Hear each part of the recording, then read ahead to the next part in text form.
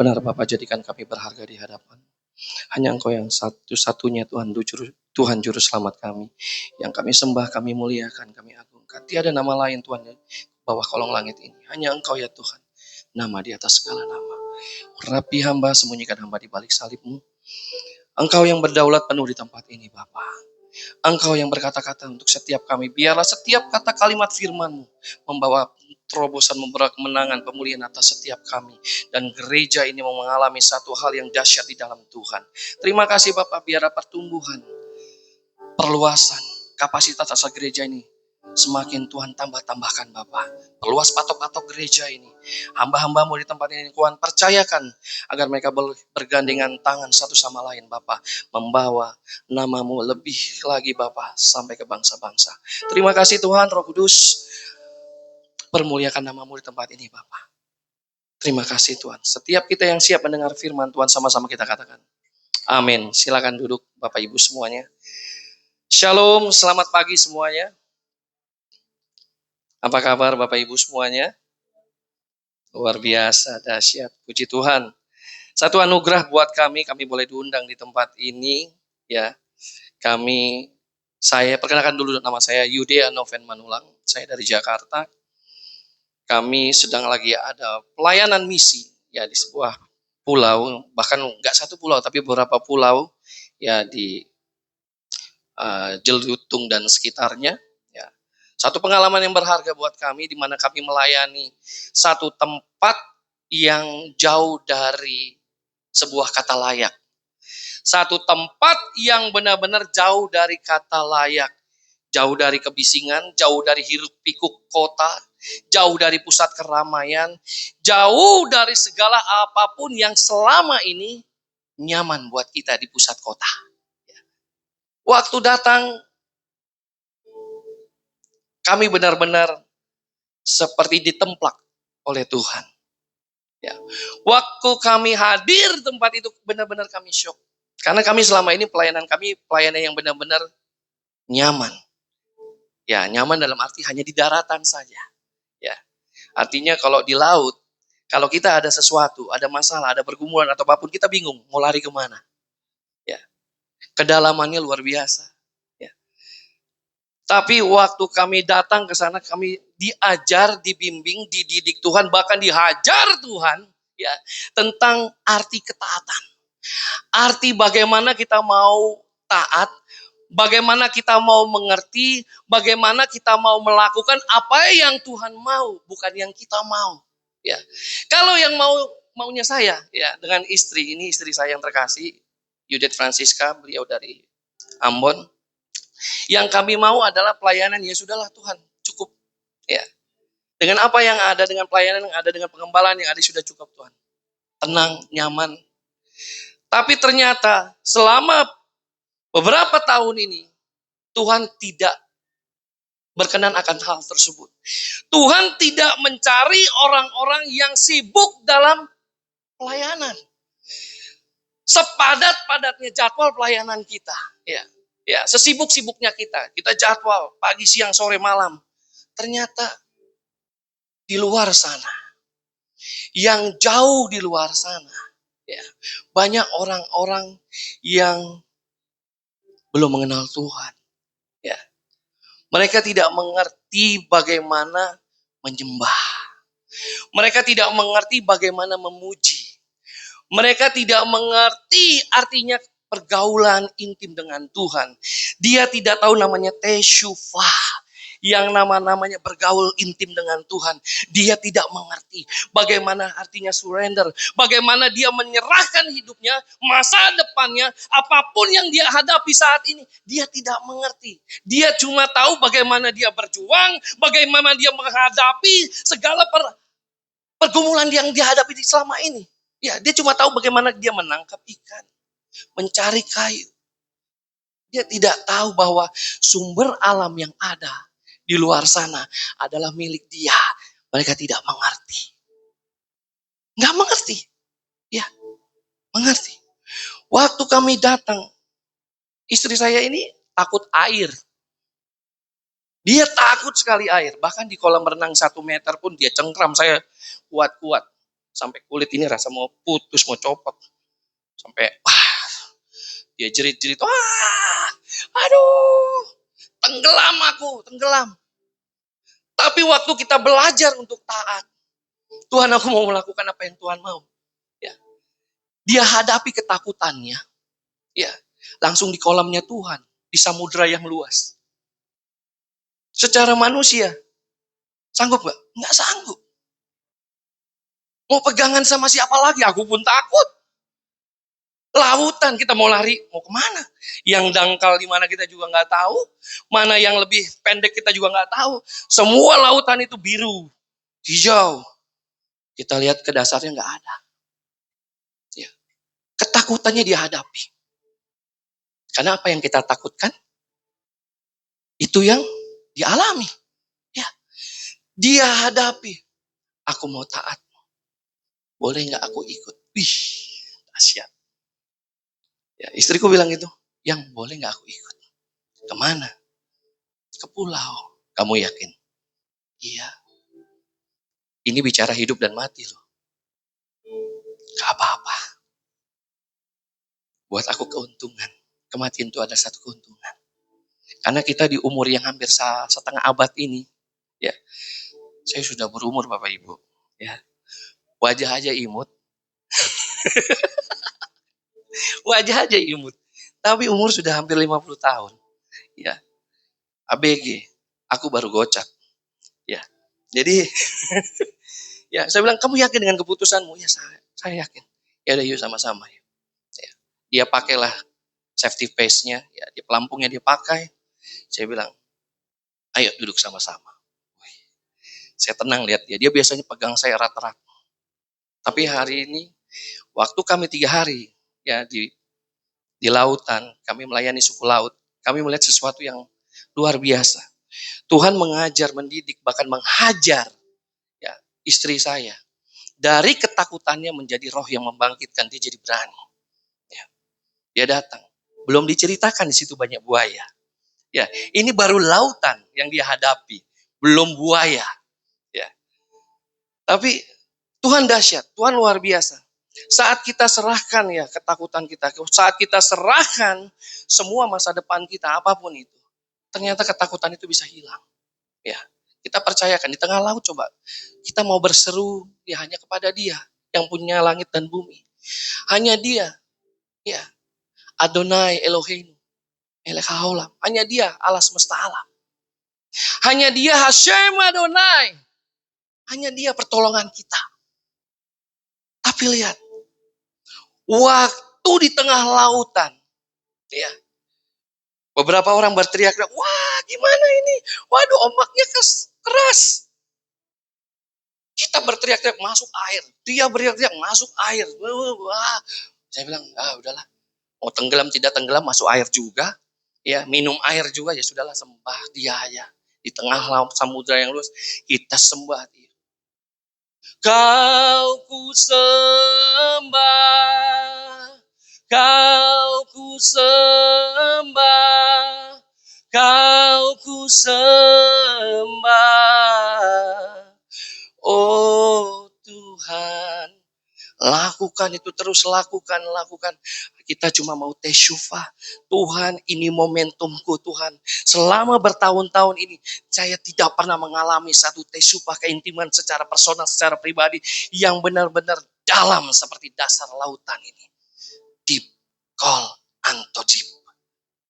Kedalaman, memanggil kedalaman. Ini momentum saya Bapak. Biarlah kedalaman hatimu memanggil kedalaman hatiku. Yang selama ini aku jauh darimu. Tapi Tuhan tarik kembali. Hingga hamba mengalami satu cinta mula-mula dengan Tuhan. Ya. Kasihkan tersendiri waktu melayani Tuhan. Ya. Di mana bukan bicara popularitas. Ya. Bukan bicara tentang baik buruknya satu bentuk pelayanan. Bukan bicara tentang gedung gerejanya. Bukan bicara mimbarnya. Bukan bicara hal-hal yang, mohon maaf, bicara tentang persembahan kasih. Tidak ada. No. Kami malah menabur. Nah, tapi bagaimana kita punya hati, punya rasa. Ya, seperti Tuhan mengasihi, mencintai kita. Bagaimana kita mengungkapkan rasa itu, hati itu kepada sesama kita, saudara kita. Ya, mengajar mereka, mendidik mereka. Banyak hal. Ya. Kita mau jadikan hidup kita juga menjadi training center buat mereka. Belajar macam cocok tanam. Bagaimana menanam yang baik. Mereka nggak ngerti sama sekali. Jauh dari kata layak. Ternyata bangsa ini masih banyak saudara-saudara kita yang nun jauh di sana. Yang belum mengalami hal-hal yang saat ini kita alami. Jauh sekali. Tuhan bawa kami ke sana. Ayo nak, kamu taat. Bunda Teresa katakan, ayo kamu ikut. Mau Bunda. Kamu siap? Siap Bunda. Karena buat saya ini satu kehormatan. Satu kebahagiaan. Saat agenda Tuhan. Ya, boleh ada dan kami boleh tercatat. Nama-nama kami dalam rencananya Tuhan. Ya. Bagi setiap kita, apakah kita mau melakukan hal tersebut? Mau taat. Sesuatu yang kecil saja. Kecil. Kecil saja. Taat. Tuhan tidak meminta hal-hal apapun yang ada pada kita. Enggak. Dia cuma minta hatimu. Taat. Sesuatu yang sederhana. Tapi banyak orang sulit untuk melakukannya. Apalagi kalau kita sudah enak, nyaman. Kita memiliki segala sesuatunya. Kita memiliki hal-hal yang menjadi kebanggaan kita. Apa yang menjadi sesuatu hal yang buat kita menjadi kebanggaan, hati-hati itu bisa menjadi berhala buat hidup kita. Itu bisa menghalangi keintiman kita sama Tuhan. Tuhan tidak mencari kesibukan kita. Tuhan tidak mencari apa yang ada pada kita. Tapi Tuhan cari hati kita. Hati kita mau taat. Lepaskan semua apapun yang menghalangi kita untuk datang sama Tuhan. Tesufah aja. Bergaul aja sama dia. Ya, bergaul dengan Adonai. Bergaul dengan Hashem. Bergaul dengan dirinya. Ya. Luar biasa. Dahsyat. Kita akan belajar tentang arti kata ketaatan. Ya. Ketaatan setelah saya pelajari, ya, setelah saya lihat, ternyata ketaatan tidak hanya berbicara tentang action kita, tidak berbicara bagaimana hal kita melakukan segala sesuatu sesuai dengan apa yang diarahkan atau diinstruksikan. Ya. Tapi bicara ketaatan juga bicara tentang mendengar. Ya. Bangsa Israel dididik oleh Tuhan. Ya. Bicara ketaatan bicara tentang bagaimana cara dia mendengar. Semua Israel, Adonai Eloheinu, Adonai Ehad. Dengar Israel. Aku ini Tuhan Allah. Allah yang Esa. Tidak cuma hanya mendengar bicara ketaatan, tapi dia melakukan. Ya, ketaatan. Ketaatan juga tidak cuma sekedar action. Tapi bagaimana kita mendengar apa yang Tuhan mau, apa yang Tuhan inginkan untuk kita lakukan. Ya. Jangan melakukan segala sesuatu apa yang sebenarnya Tuhan tidak perintahkan. Apa yang Tuhan tidak inginkan, apa yang Tuhan tidak instruksikan. Terlihat baik, terlihat oke, terlihat rohani, ternyata itu jauh dari apa yang Tuhan inginkan. Lihat Saul, perkenanan Tuhan undur darinya, perkenanan Tuhan lepas darinya. Kita akan baca sama-sama dari Ulangan 28 ayat 1 dan 2. Ulangan 28 ayat 1 dan 2.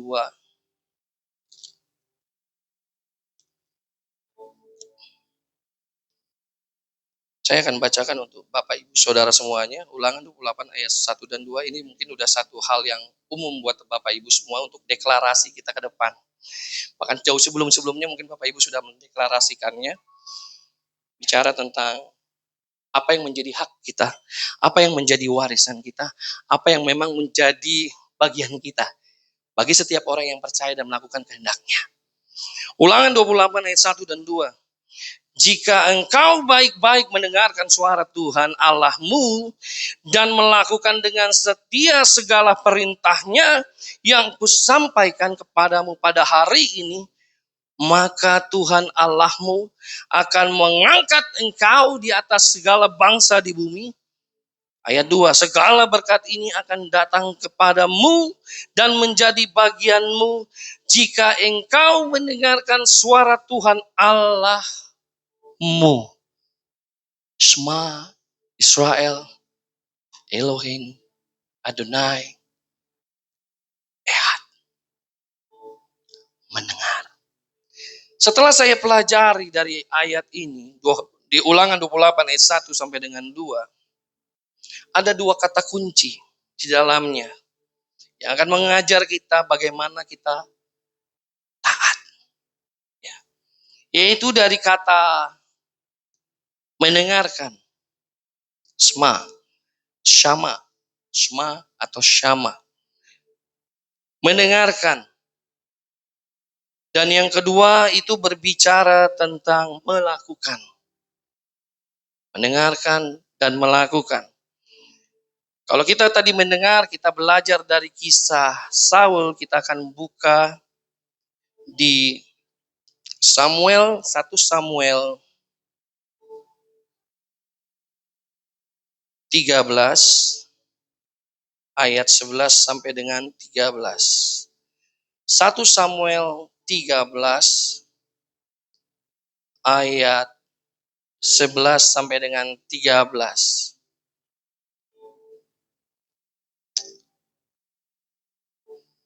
Kita boleh baca sama-sama? 1 Samuel 13 ayat 11, 12 dan 13.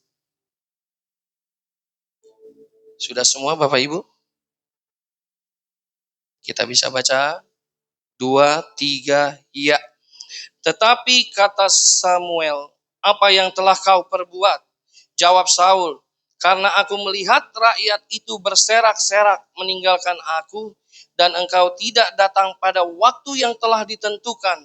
Padahal orang Filistin telah berkumpul di Mikmas, maka pikirku, sebentar lagi orang Filistin akan menyerang aku di Gilgal.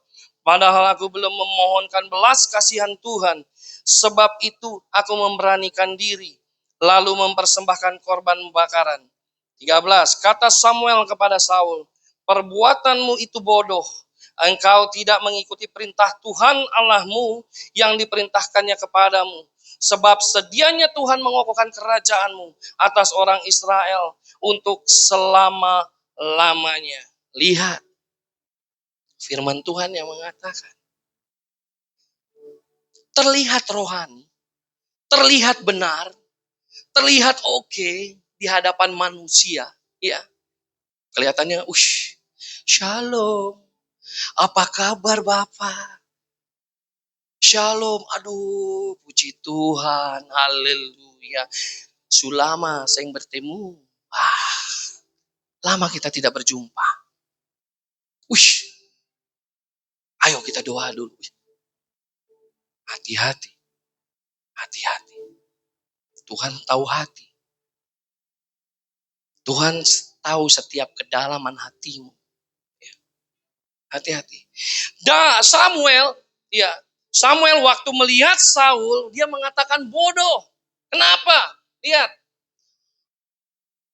Ayat 12. Maka pikirku, nah ini bicara Saul. Sebentar lagi orang Filistin akan menyerang aku di Gilgal. Lihat, ketakutannya. Ya, setiap ketakutannya, dia pakai logikanya. Ketakutannya, dia pakai logikanya. Pikirku. Dia tidak pakai pikirannya Tuhan. Dia tidak pakai kehendaknya Tuhan. Dia tidak pakai apa yang berkenan di hadapan Tuhan. Sebentar lagi orang Filistin akan menyerang aku di Gilgal. Takut. Ketika bangsa Filistin mengepung mereka, ingin menyerang Saul saat itu. Dia ketakutan. Apa yang dilakukan Saul? Aku belum memohonkan belas kasihan Tuhan. Sebab itu aku memberanikan diri. Lalu mempersembahkan korban bakaran. Bukan bagiannya dia sebagai imamat rajani. Ya. Bukan bagian dia sebagai imam Lewi. Bukan bagian dia untuk datang kepada Tuhan untuk mempersembahkan korban bakaran. Dia memberanikan diri. Bukan bagian dia. Hati-hati. Kelihatannya rohani. Kelihatannya benar di hadapan manusia. Secara manusia, Tuhan itu kan hal sepele. Toh dia datang menyembah Tuhan. Dia mempersembahkan korban-korban bakaran. Kenapa Tuhan? Kenapa nggak bisa? Kenapa menjadi orang yang dianggap salah? Tuhan hanya minta ketaatan. Satu benih ketidaktaatan bisa merusak benih kehidupanmu yang sudah Tuhan rancangkan untuk masa depan yang indah, yang gilang gemilang, yang penuh dengan kemenangan. Saul dipilih oleh Israel, bukan dipilih oleh Tuhan. Tapi Daud dipilih jauh dari apa yang diharapkan manusia. Secara kualifikasi, jauh. Speknya nggak masuk. Tidak sesuai dengan standar. Tidak masuk dalam standar kualifikasi yang ada. Mungkin kalau kita lagi proses tender di dunia bisnis, speknya A, B, C, E. Tidak bisa ya, kamu mengurangi speknya supaya biaya-biayanya bisa lebih efisien. Biaya-biayanya bisa lebih rendah, tidak bisa. Oh yaudah, turunkan aja yang setara. Loh, secara spek aja udah beda. Kamu cari yang setara. Artinya kualitasnya turun dong. Gak bisa. Tuhan tidak memperhitungkan apapun alasannya. Satu benih ketidaktaatan bisa merusak segala sesuatunya. Ya. Saul dia lakukan seolah-olah benar. Dia memberanikan diri. Bukan bagiannya dia sebagai seorang imam. Bukan bagiannya dia untuk mempersembahkan. Segala sesuatu yang dilakukan harusnya bagian daripada imam Lewi. Tuhan izinkan Nabi Samuel datang terlambat saat itu. Tapi apa yang terjadi? Waktu Samuel datang, engkau bodoh. Engkau bodoh, Saul. Apa yang sudah kau lakukan? Apa yang bukan bagianmu, yang harusnya menjadi bagian Tuhan, kenapa engkau lakukan? Ya, seketika itu juga perkenanan dalam dirinya hilang. Hilang. Hati-hati. Tuhan lebih menghargai hati yang mau taat. Bukan dari persembahanmu, bukan dari korban yang kau berikan, tidak. Seberapa besar yang kau korbankan, seberapa banyak yang kau berikan, Tuhan tidak butuh itu. Yang Tuhan mau cuma hatimu. Taat. Ya. Kemudian bicara melakukan, tadi bicara mendengar. Dia tidak taat dengan cara dia mendengar. Yang harusnya dia lakukan, bagaimana dia menunggu instruksi, walaupun bangsa Filistin sudah mengepung, akan menyerang. Walaupun dia sendiri ketakutan. Ya harusnya dia mendengar, taat. Aku akan datang. Nabi Samuel sampaikan, aku akan datang. Aku akan sampaikan apa yang Tuhan mau sampaikan. Tapi dia tidak taat untuk mendengar suara Tuhan. Dia tidak mau taat pesan yang akan disampaikan melalui Nabi Samuel. Dia tidak taat. Yang kedua bicara tentang melakukan. 1 Samuel 13, tadi 1 Samuel 15 ayat 22. 1 Samuel 15 ayat 22. Ini bicara melakukan. Tetapi jawab Samuel, apakah Tuhan itu berkenan kepada korban bakaran dan korban sembelihan sama seperti kepada mendengar suara Tuhan? Sesungguhnya mendengarkan lebih baik daripada korban sembelihan, memperhatikan lebih baik daripada lemak domba jantan. Mendengar lebih baik daripada mempersembahkan korban, ataupun lebih baik daripada kesibukanmu. Waktu bangsa Israel, ya kisah ini bicara tentang bangsa Amalek, ya perang dengan bangsa Amalek. Waktu itu rajanya Raja Agag. Ya Tuhan diperintahkan untuk melakukan tumpas segala sesuatunya. Tumpas, tidak boleh ada yang tersisa. Tapi apa yang terjadi? Dia sudah tidak taat, dia tidak mendengar, bahkan tidak melakukan apa yang diperintahkan. Waktu Tuhan berkatakan tumpas segala sesuatunya. Tapi apa yang terjadi yang dilakukan? Dia sisakan hewan-hewan yang terbaik. Yang dia tumpas sama yang hanya yang tidak terbaik. Kemudian Agag rajanya saat itu dia tidak, yang harusnya dia bunuh, dia tidak bunuh. Ya, dia biarkan hidup saat itu. Hingga saat itu Nabi Samuel begitu marah. Ya, sampai dia katakan, itu ada suara apa ya? Ada suara apa? Kok sepertinya ramai? Oh, itu korban yang kami dapatkan, hasil jarahan yang kami dapatkan, yang kami pisahkan yang terbaik. Lihat, kami pisahkan yang terbaik untuk kami persembahkan kepada Tuhan. Kelihatannya rohani bukan? Saya pisahkan yang terbaik untuk Tuhan. Hati-hati. Kalau memberikan yang terbaik untuk Tuhan, jangan kau pisahkan dulu. Belajar untuk taat memberikan segala sesuatu untuk Tuhan. Apapun itu. Kalau engkau belum bisa memberikan, Tuhan, ajar aku untuk mengerti. Seberapa dalam, seberapa besar, seberapa lebar. Untuk aku bisa mengerti Tuhan, apa yang harus kuberikan. Tuhan tidak lihat materi. Dia Allah yang sangat kaya. Jehovah Jireh. Dia sanggup memberikan lebih dari apa yang kita lihat, kita dengar, bahkan yang timbul dari hati kita. Dia bisa berikan lebih dari apa yang kita pikirkan. Ya. Tak terbatas, unlimited. Tapi bagaimana kita bisa meresponinya dalam hidup kita? Apakah kita mau belajar untuk taat, mau mendengar dan melakukan apa yang Tuhan mau? Hilangkan semua apapun yang menghalangi diri kita. Apapun itu. Mulai berdamai dengan diri kita dulu. Mulai berdamai dengan sesama kita. Mulai berdamai antara kita dengan Dia. Agar doa-doa kita, pujian penyembahan kita tidak terhalang.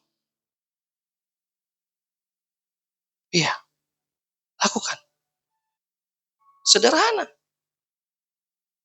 Tapi saat engkau melakukan sesuatu yang sederhana ini, dengan tesyufah, dengan engkau merendahkan dirimu di hadapan Tuhan, ya, dengan engkau melakukan satu keintiman dengan Dia, kau akan lihat hal-hal yang tak terduga. Kau akan lihat terobosan-terobosan dalam hidupmu akan terjadi. Ya. Apa yang selama ini mungkin kau anggap Tuhan mustahil. Tadi Ibu WL katakan Lukas 1 ayat 37. Bagi Tuhan tidak ada yang mustahil. Bagi Tuhan tak ada yang mustahil. Bagi Tuhan tak ada yang tak mungkin.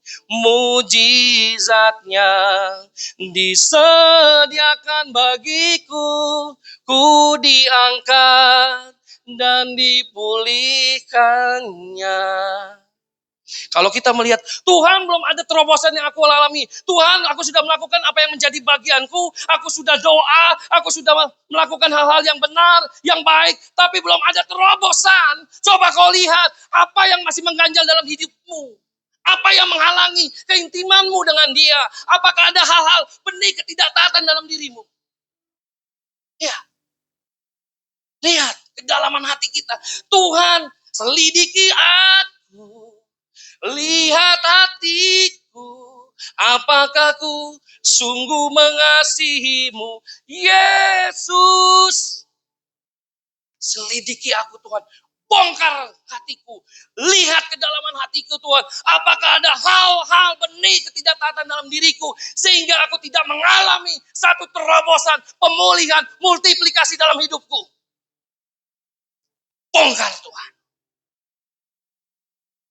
Bongkar, koyak-koyakan hatiku Tuhan. Koyak-koyakan.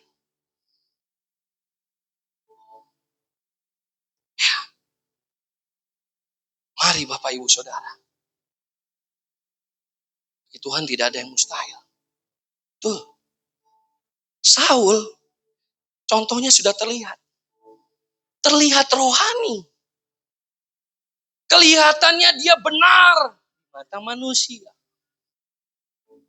Dia melakukan hal yang kelihatannya rohani sekali. Dia mau bayar harga. Dia datang sama Tuhan. Dia persembahkan. Dia pisahkan yang terbaik. Tapi ternyata itu bukan yang Tuhan mau. Tuhan tidak mau apapun yang ada pada kita. Apalagi kalau udah dipisahkan. Nah, hati-hati.